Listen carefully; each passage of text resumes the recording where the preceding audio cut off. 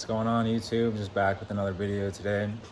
Before we get started, I just wanted to say thanks to those of you who have recently subscribed. In the last couple of videos, I've gotten quite a bit of good, positive feedback. So for those of you that have joined the channel and have said something and let me know you were there, I really appreciate it. Let's jump into this video. We got a lot of work to do today. So I just received my shipment from Steve over at Honda Motors Online. This is my 5-lug conversion. Like I was saying in the last video, my 32mm Integra Type R 5-lug conversion. So not only did we get that, but I also picked up some JDM Integra Type R wheels as well with the 5x114.3 lug pattern. So I think these two parts combined on this car is going to complement the rest of the build very nicely, which I'm really excited about. But yeah, anyway, I'm going to set this phone up somewhere and just start opening up this box. Steve's always done a really good job at wrapping up these boxes every time. It's like the best quality I've ever received from anyone. Keep that in mind if you guys ever are in the market for buying something from Steve at HMO. Always will wrap your packages like this, if not better. There we have it, almost unwrapped completely. They've got these things really secure. Those things aren't going anywhere. It's pretty sweet, I like it. And I just noticed this. Looks like he sent me a box with some stickers and the front tow arms, which go either or like that. So that's pretty cool. 2 stickers and the front tow arms, so that's going to be helpful. I could probably get away with using my current rear tail arms, but we'll kind of just address it and see what the condition's looking like underneath the car. Seeing as how I did drive the car a little bit throughout the winter with all the road salt and all the water and everything, so there may be a little bit of rust. So these might be a pain to get off my current 4-lug, but like I said, we'll address it. I also got to point out real quick just how clean these things are, dude. These things look fantastic for the age, but really anything you buy from Steve at Honda Motors Online is always going to be exceptionally clean. Like my Recaros that I put in this car, the Integra Type R Recaros, those were fantastic. Those were really clean. These trailing arms are really clean. The grill that I put on this car that I got from him is also extremely clean. So you really do get what you pay for.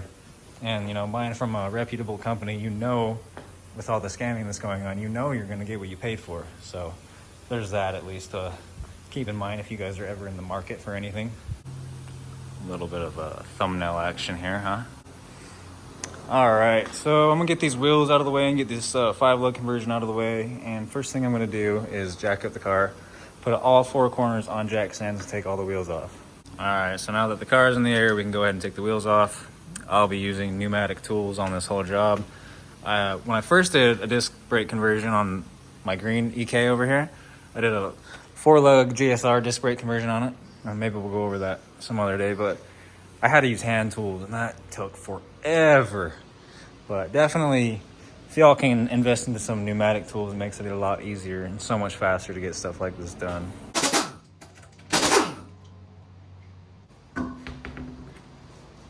Some nice camber wear going there, I see.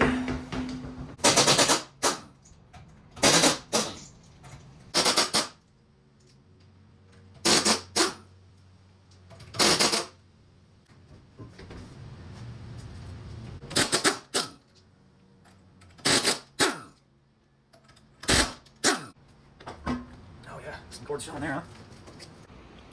All right, so I'm probably gonna start with driver front. It is a little dark under here, so I'm gonna see if this hyper tough light will kind of help shed some light. Yeah, it's a little better. All right, so tools needed for the job. Gonna need a 17mm wrench or ratchet.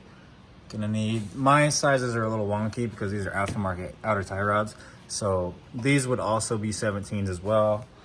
This ball joint bolt nut right here would be a 17. To my knowledge, at least from what I've seen, these kits, these 5-lug conversion kits or even the 4-lug conversions, I've never seen many of them come with brake lines.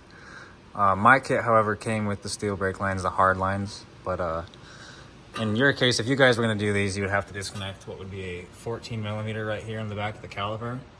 and then disconnect your line from this knuckle as well, and then just kind of hang that off to the side. And then obviously once you reinstall all of it, it should and it will bolt up as designed.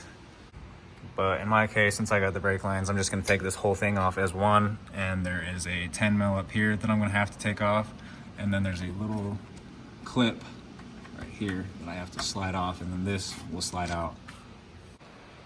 And if you guys have the means, definitely invest in a roll cart, because it makes it so much easier not having to walk across the garage to grab tools. And even if you work at a shop, it makes it so much easier. You know, you just roll this up to right where you need it. There it is. It's a little bit closer. I found that my impact gun is a little too tight to fit between the ground and that 17 millimeter nut, so I'm going to knock that off with my ratchet real quick. So I know what you guys are probably thinking right now. Where's your cotter pins? Well, I got one in the outer tie rod, but have not driven it for a while. Took the cotter pins out, was doing some maintenance on it.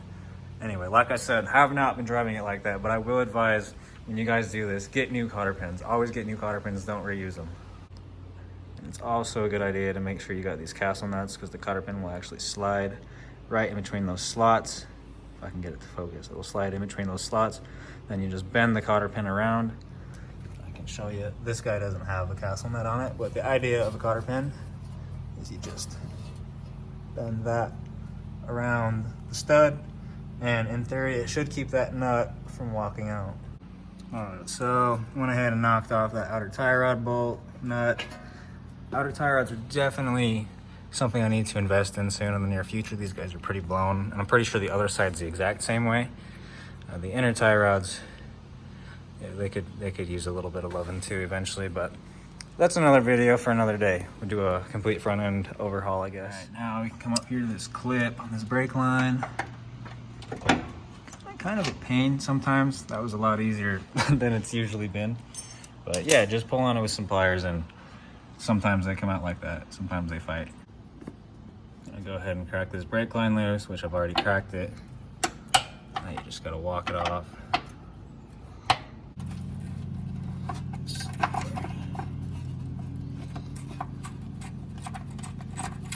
Alright, got that line disconnected. Then you just pull that out, and then this fitting, this is an aftermarket fitting, since it's got the hard lines installed. You just gotta make sure you take this fitting off and swap it onto your next brake line. So I like to tuck my brake lines kind of somewhere up high, just so that way it kind of keeps them from leaking out everywhere and dripping all over the garage floor. Another thing you guys are probably wondering, why is no brake fluid coming out of your lines? So the previous owner did a brake line tuck on it, and there's a leak inside of the cabin, and with the car sitting for as long as it has, it ultimately just leaked all of the fluid out. The mess has been cleaned up. I just got to go and advise all of the fittings and make sure that they're all tight. They are the AN compression fittings, so I just got to see if there's any repairs I need to make, or if I need to replace any lines or whatever. But now that leaves us with our upper ball joint, which is, like I said earlier, it's also a 17 millimeter. I'm just gonna knock that guy off real quick. All right, I got that loose with a wrench. I'm just gonna knock this off with this. Makes it a lot faster. Now for the fun part. So these control arms get stuck inside of the knuckles up top. Sometimes your outer tie rod will also get stuck into the knuckle, and especially down here where it bolts into the lower control arm, where this lower ball joint goes through. These all are typically places where the ball joints or the knuckles will get stuck. So you gotta get a hammer, and what I like to do is you just put this nut back on, so that way when you're wailing on it with the hammer, you're gonna be hitting it either right here or right here. On either of these two sides, just make sure you put the nut back on it, so when you're wailing on it, you don't make my mistakes and you either break this knuckle off, this stud off, or you mess up the threads in the process, which is not fun. I've done it a few times before, but learn from my mistakes. I don't really know where to set the phone to film this, so I'm just gonna try to film, but yeah, like I said, you're just gonna strike it right there. Just like that, it should pop off, and now it's loose. And anytime I remove a nut or a bolt from the car, if it's like suspension related, a lot of the times if I'm able to, I like to push that out of the way and then just put the nut back where it goes, just to kind of help me keep track of things and be a little bit more organized. Now, before we get any further, we're gonna unnotch this axle nut and we're gonna take this 32mm off. I don't have the correct tool for doing this. I don't honestly know if there is a correct tool for doing this, but I like to just take a flathead screwdriver and just stick it inside of there and then hit it with a hammer a couple of times.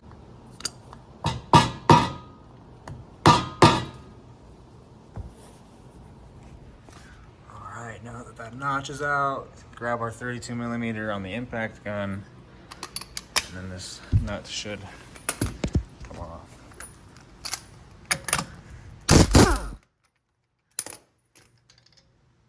Perfect. So back in, what was it, like 2016 when I did my first B-Series motor swap, I found that I had a really hard time getting these axles out of the knuckles. So for you guys who are new or whatever, I found that if you have a punch or like a chisel, you can just push it right inside of this hole right here and take a hammer and just wail on it a couple times and it should push it out. Or there's also the option of using an air hammer with the pointed chisel bit that will also help push these out. That's just my experience, but with this being such a fresh motor swap, these just come right out. So now I'm gonna wail on the bottom knuckle right here on this lower control arm, and that should be able to help me separate this. Same idea as up top. So I'm gonna spin this around so I can get a better angle on it. Stuck.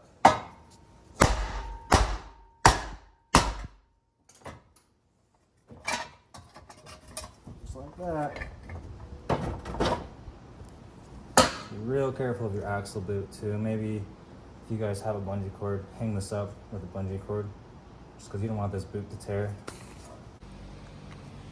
So I'm gonna lay these old ones on some, you guys can either lay them on plastic or cardboard. I'm just doing it because I don't want any of that brake fluid leaking out, which I saw a little bit leaking out a minute ago. But there's one side down. I'm only gonna go in depth on one of the fronts and one of the rears, just to show you guys how to do it. Because filming and talking about it and doing it all at the same time is very time consuming. It didn't take very long, all things considered, even while doing all that. I just would like to get this done a little bit quicker. Just wanted to show you guys the overall size difference from the LS knuckle to the Type R knuckle.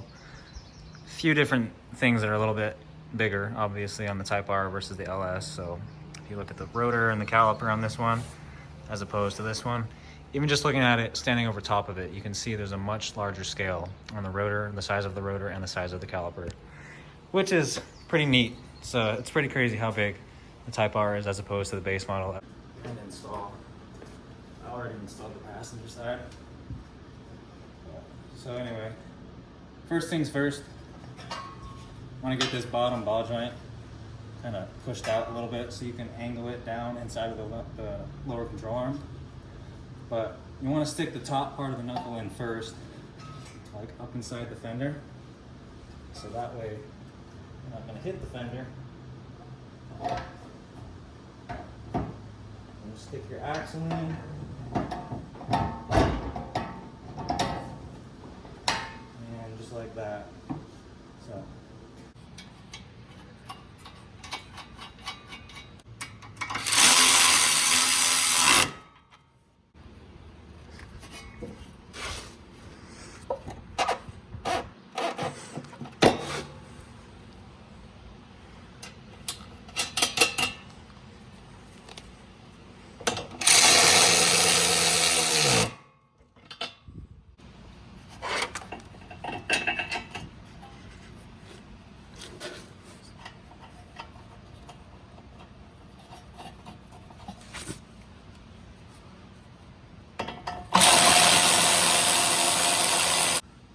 Sometimes with these, you got to put a little bit of pressure up on the top because it's kind of like it's a tapered fitting. It comes off like that and it seats down into the knuckle. So if you put a little bit of pressure on it, it'll push it down up into the thicker part of the tapered fitting and keep it from spinning, because this stud is what was spinning while that nut was trying to thread on there. So just put a little bit of pressure on it and it should go. All right, I got the brake line installed. Everything's looking good. Just got to go over everything and tighten it. So when you guys are tightening these castle nuts, you're gonna see that the hole through the stud is gonna line up with the hole, the slot in the castle nut. So anytime you're trying to line that hole up, always make sure you tighten it more, never loosen it to get a cotter pin through. So I'm gonna tighten this just a little bit more, but like in this case right here, just make sure you tighten it just a little bit more to get that hole to line up, just like that.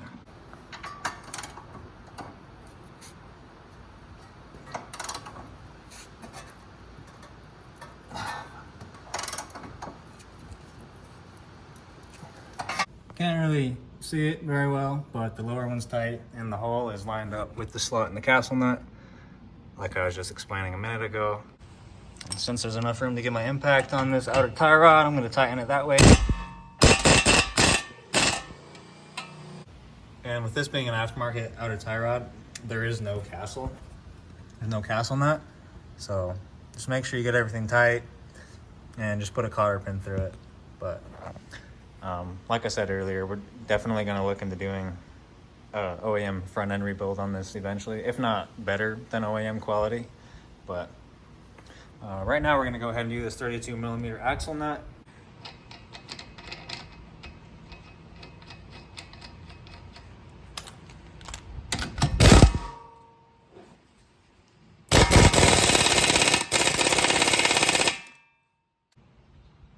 It's gonna be hard to film, but always make sure you put a notch right here. Take a screwdriver, something, a hammer, and just hammer that down. A little something like that right there is good. And now to kind of help me keep track of everything, once I know everything is tight, something I want to do, we're gonna throw one of these wheels on. That'll just be like kind of like an indication or a paint mark or whatever, just letting you know everything's tight on this side, just because I don't want to be all over the place and forget.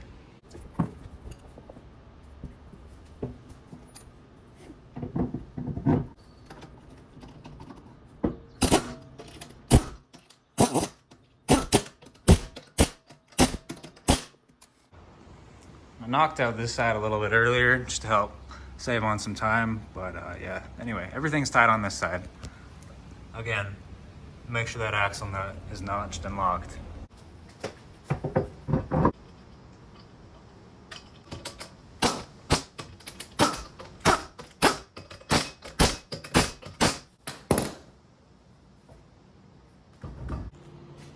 I'm already so excited to set this car on the ground and see what this thing looks like.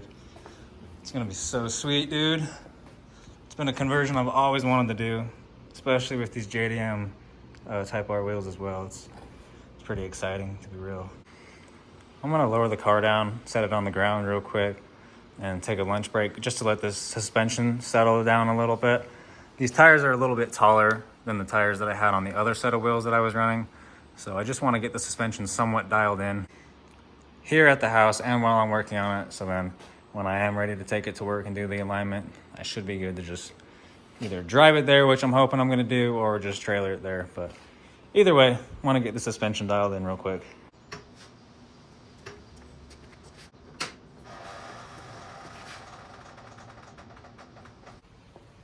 All right, so before you get headed on to the back, what you wanna do is you wanna take your center console piece out, if it'll focus. This little piece right here, it just pops out. There's a little indentation, like a tab. You can just pop it out with a screwdriver. There's two 10mm bolts under there, and then if you have an armrest, there's typically a screw on this side and a screw on this side that go through into two little brackets. So just take all that off, then you'll be good. You'll be exposed to your e-brake cables. Then I will go ahead and show you a little bit rest of the process once I get there. All right, my bad. Apparently there's two screws. My other car had two 10mm bolts under there. I couldn't remember exactly. All right, this piece should just pop out now. We're just gonna set this to the side for now. But there's the two e-brake cables right there. You just wanna pop those guys out. And then there's these two 12s on this bracket that you're gonna wanna remove as well. Got this guy off. All right, guy's good. Drop that the rest of the way, grab a 12mm, and then release that bracket. And then that way it'll just take the compression off of the cables. So you're gonna wanna go underneath the car. Once you remove those two 12s, just loosen them a little bit. Anyway, get underneath the car and just, there's two grommets. I already popped them out, but there's two grommets that just kind of fit in there. And then you're just gonna remove these grommets from their housing and then just pull the cable. On these types of things, I guess you kind of learn as you go, but maybe easier, just remove the whole bracket completely. It'll allow you to get the wire, the cable past it. These guys aren't getting snagged, but anyway, once you remove that, pretty much good to go and just pull the cables out.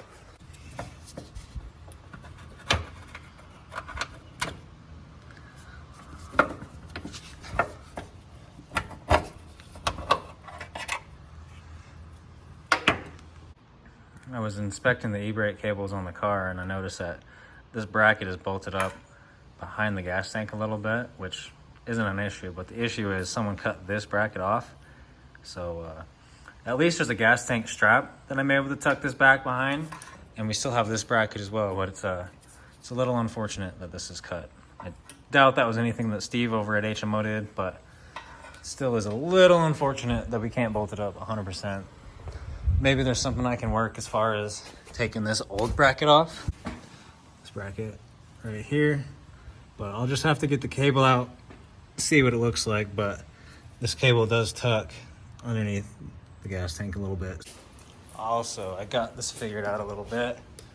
As far as that bracket that I was worried about, I found out I can just put a screwdriver in between there and pry it a little bit and take the bracket off, remove it, and put it on the other trailing arm. This is that new bracket. See, I got it pried open right there. Best I can with one hand.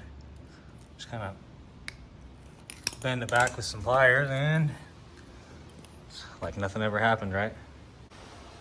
Those last couple of clips were actually from doing the driver's side rear 5-lug conversion. Got that side all knocked out. Just went ahead and did that real quick just because it's a little bit different and a little bit more complicated than doing the rears.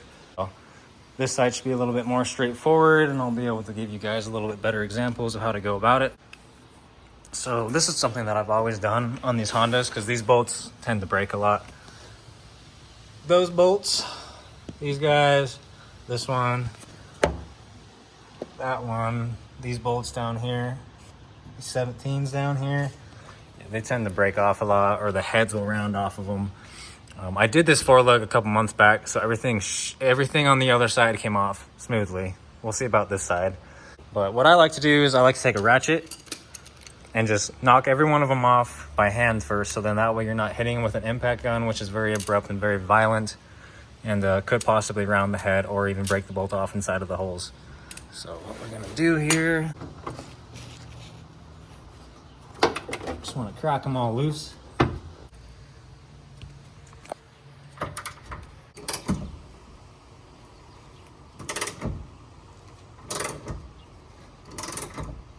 Let's take this camber kit one off now. Now we'll take the rear trailing arm bolt off.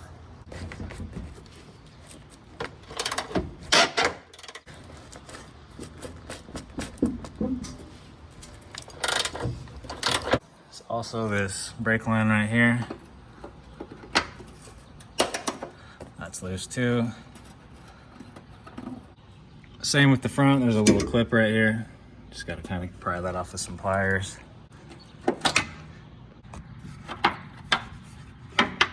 All right, so now I'm gonna hit the rest of these with the impact gun. My favorite way of going about it is taking this upper one off first, just this bolt that goes through here.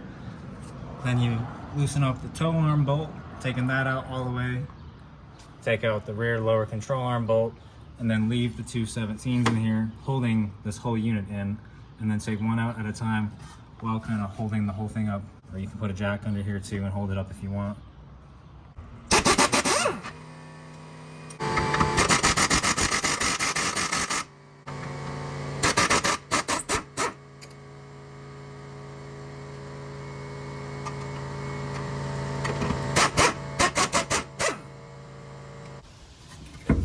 Also going to want to keep in mind before you take these two 17s off that you have your e-brake cable, and if you look under here up underneath this beautifully shaped bracket here, there's a bolt. There's a 12mm bolt up here.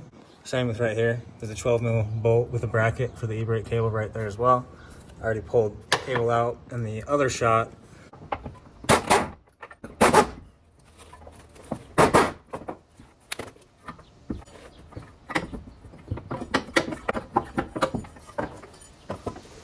Now that all that's out, pretty much home stretch from here.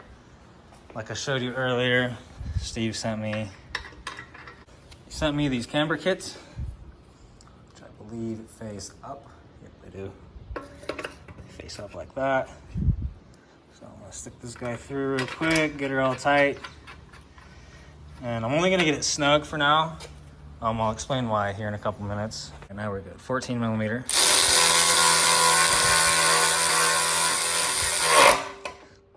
Tighter than I wanted, but and I'm also noticing, because on the last side that bracket was cut, but this side it's not, but I am noticing that the brackets are a little bit different. So tuck your e-brake cables behind the jack stand. I like to get the front tow arm in there. It's kind of somewhat of a fight. Your tow arm bolt has the washer on it, so just keep that in mind. Now I like to go for the old lower control arm.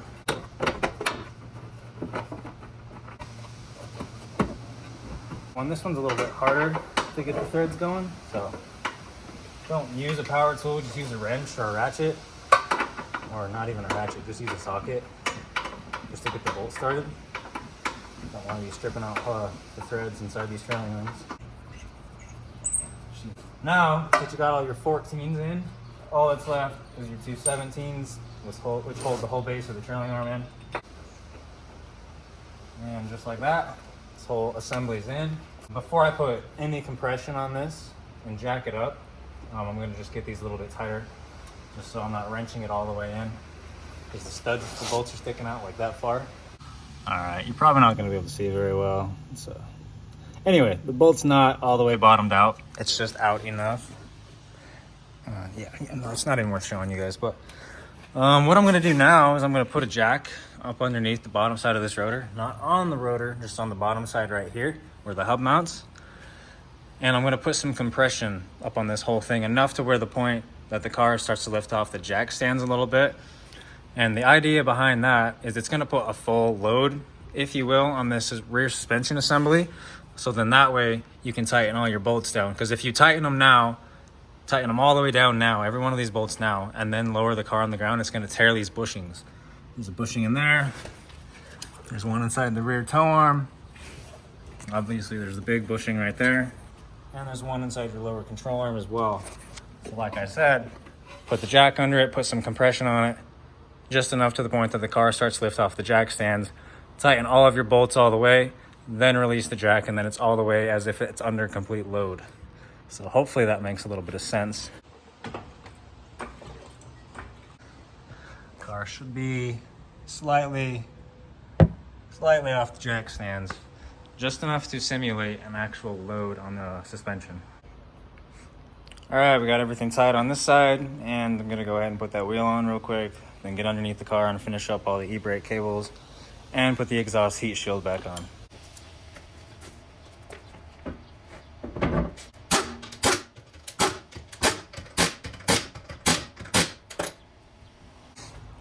I'm not gonna film bolting up the e-brake because it's the exact same as the other side. But anyway, I'll jump back into another clip once I got that done, and then we'll do a grand reveal of the whole car sitting on the ground. I had to finish getting the interior put back together. Got those new e-brake cables in. They are much tighter than the old ones were. Doesn't take near as much. It's not near as much play, I guess, in the upward motion of pulling the e-brake.